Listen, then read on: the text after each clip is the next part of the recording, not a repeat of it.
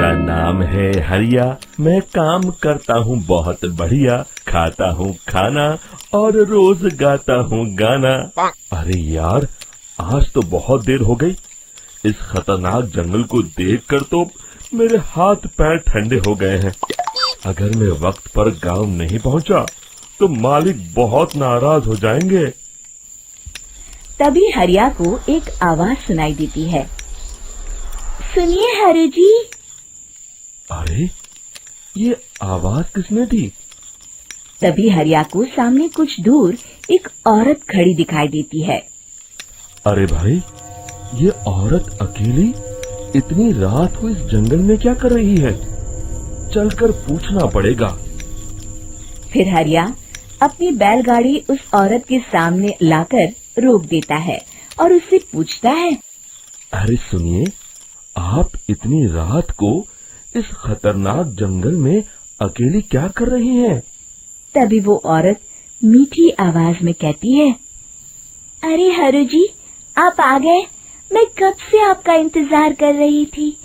वैसे तो यहाँ से काफी लोग गुजर चुके हैं, लेकिन मैं खास आपका इंतजार कर रही थी। अच्छा, तुम सच कह रही हो?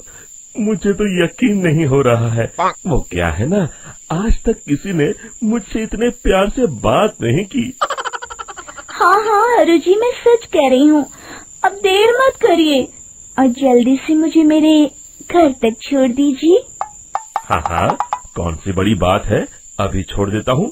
आप मेरे पीछे बैलगाड़ी में बैठ जाइए और मुझे रास्ता बताते चलिए। फिर वो औरत हरिया की बैलगाड़ी में बैठ जाती है और हरिया बैलगाड़ी हाँकता हुआ आगे चल पड़ता है। फिर उस औरत के बताए हुए रास्ते पर चलते चलते हरिया बैलगाड़ी लेकर एक काली गुफा के आगे आकर रुक जाता है। हरिया उस औरत से पूछता है। देवी जी, आपका घर कहाँ है? यहाँ तो एक गुफा के अलावा और कुछ नहीं है।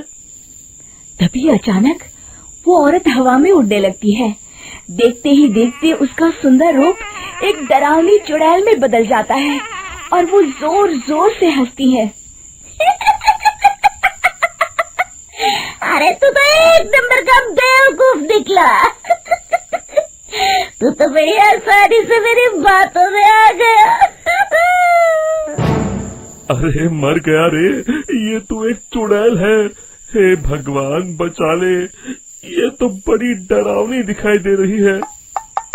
और फिर अगले ही पल हरिया की बैलगाड़ी में रखा सारा सामान हवा में उड़ता हुआ उस काली गुफा के अंदर चला जाता है और वो चुड़ैल भी उस गुफा के अंदर जाकर कहीं गायब हो जाती है। हरिया ये नजारा देख बुरी तरह घबरा और परेशान हो जाता है। अरे, ये चुड़ैल तो मेरा सारा सामान लेकर गुफा में गायब हो गई। अब क्या होगा? अगर मैं गांव खाली हाथ गया तो मालिक मेरी अच्छी खबर लेंगे। मेरी इस बात का कोई यकीन भी नहीं करेगा। फिर आखिर वही हुआ। हरिया के मालिक चंपक सेठ को हरिया की किसी भी बात पर रत्ती भर भी यकीन नहीं हुआ। चंपक सेठ को लगा हरिया झूठ बोल रहा है और उसने ही लालच में आकर सारा सामान हड़प कर लिया है। फिर हरिया को बेईमान समझकर चंपक सेठ उसे काम से निकाल देता है। अगले दिन अपनी दुकान में परेशान बैठा चंपक सेठ गुस्से में बड़बड़ाता है। अरे, दुकान में तो सामान बिल्कुल भी नहीं है। अब मुझे ही शहर जाकर सामान लाना होगा। फिर वो अपनी बैलगाड़ी लेकर शहर चला जाता है।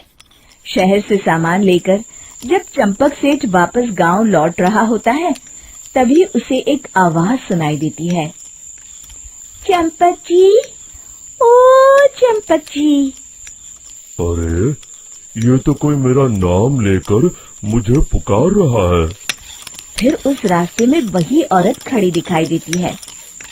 फिर क्या था, हरिया की तरह चंपक सेठ भी उस औरत के पास अपनी बैलगाड़ी लेकर जाता है और वो भी उसकी चिकनी चुपड़ी बातों के मुंह जाल में फंस जाता है। फिर चुड़ैल उसे भी अपनी गुफा तक ले जाती है और उसका सारा सामान लेकर गुफा में गायब हो जाती है। बेचारा चंपक सेठ लाचार होकर खाली हाथ गांव लौट आता है। फिर ये उस जंगल में रोज की बात हो जाती है। जो कोई भी शहर से कुछ लेकर गांव की तरफ लौटता, वो चुड़ैल उसे बेवकूफ बनाकर उसका सारा सामान लेकर गुफा में गायब हो जाती। एक दिन हरिया एक लकड़हारे को उसी जंगल की तरफ जाते हुए देखता है। फिर हरिया उसे रोकते हुए कहता है, अरे भाई, क्यों अपनी मौत को दावत दे रहे हो? मेरी बात मानो, आगे जंगल में मत जाओ, वहाँ एक बड़ी भयानक चुड़ैल रहती है। लकड़हारा हरिया की बातों को नजरअंदाज करते हुए कहता है, अरे भाई, मुझे पहले ही बहुत देर हो चुकी है, मुझे जाने दो भाई। शाम तक लकड़ियाँ काट कर शहर के बाजार में बेचना है। तुम अपनी ये कहानी किसी फुर्सत में बैठे इंसान को सुनाओ, मैं तो चला। इतना कहकर लकड़हारा वहाँ से आगे जंगल की तरफ चला जाता है। फिर अगले दिन गांव के मुखिया के घर के बाहर बहुत सारे लोग जमा हो जाते हैं। तभी हाथ में कुल्हाड़ी लिए खड़ा लकड़हारा कहता है, अरे मुखिया जी, अब आप ही हमें बचाइए उस जंगल वाली चुड़ैल से। हमारा सारा काम तो शहर से ही होता है। अरे मुखिया जी, उस चुड़ैल की वजह से तो मैं पूरी तरह बर्बाद हो गया हूँ। हम सबको मिलकर उस चुड़ैल का कोई इलाज करना पड़ेगा। तभी भीड़ में खड़ा वीरा कहता है, आप लोग चिंता मत करिए, कल से वो चुड़ैल किसी को नहीं लूट पाएगी। मेरे पास एक बहुत अच्छी तरकीब है।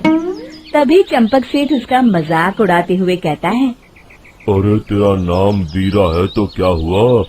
तूने अभी उस चुड़ैल को देखा नहीं है? जाकर अपना काम कर, बड़ा आया। तब मुखिया जी कहते हैं, नहीं नहीं चंपक सेठ, मुझे लगता है हमें इस लड़के को एक मौका देना चाहिए। फिर सभी गांव वाले मुखिया जी की बातों से सहमत हो जाते हैं और वीरा शाम को एक बैलगाड़ी में कुछ सामान लादकर उस जंगल की ओर चल देता है। वीरा, ओ वीरा, कहाँ जा रहा है? तभी वीरा मुड़ के देखता है, वही चुड़ैल एक औरत के रूप में खड़ी है। अरे बहन जी, मैं आपको ही ढूंढ रहा था। देखिए, मैं आपके लिए क्या लाया हूँ। अरे वाह, तो खुद मेरे लिए इतना सामान लाया है। तू ही अकेला गांव में समझदार है। जरा देखो, मैं भी खोल के, बड़े भूख लगी है।